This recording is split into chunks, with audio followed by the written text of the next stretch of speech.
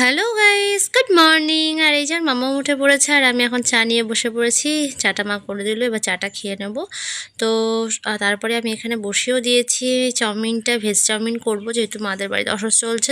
তো ভেজ চাউমিনই করবো। আর মাম্মা অন্য কিছু খেতে চাইছিল না, তার জন্য চাউমিন খাবে বলছিল, তাই চাউমিনই করে দিচ্ছি। আর ভাতটা তো খেতেই চাইছিল না, সিদ্ধ সিদ্ধ ভাত মাম্মামের মানে খেতে পারছিল না, খুব কষ্ট হচ্ছিল। যাই হোক, এখানে ক্লাসে চলে এসেছি তারপর। আর এই যে দেখো, এরা আর কি মজা টজা করছে, আর আমরা খুব ক্লাসে জানো তো সত্যি খুব মজা করি। তারপরে এই যে লাস্ট মোমেন্টটা আমাদের 15 আগস্ট সব কিছু চেঞ্জ হয়েছে, তার জন্য আরও ক্লাসটা ডেকেছি। তারপরে স্নান টান, নিচে এসে স্নান টান করে কিছু কাজ ছিল সেরে এখন এই যে খেতে বসে পড়েছি। আর হ্যাঁ, পাশের বাড়ি থেকে বৌদি মানে মাছ টাছ দিয়েছিল, তাই ওটাই খেয়ে নিলাম। আর মার ওই সাথে সাথে তরকারি, মামাম খেতে পারছিল না, কি করব, যেহেতু ছেলে মানুষ তো। আর এখানে দেখো আর মামাম কেমন খেলছে, বাড়িতে কাউকে পায় না, আর এখানে আসলে না যেতে চায় না। আমি রেডি হয়ে গেছি, এদিকে মামামকে আমি মানে নিতে এসেছিলাম যে চলো এবার রেডি হয়ে নাও, বাড়ি যেতে হবে।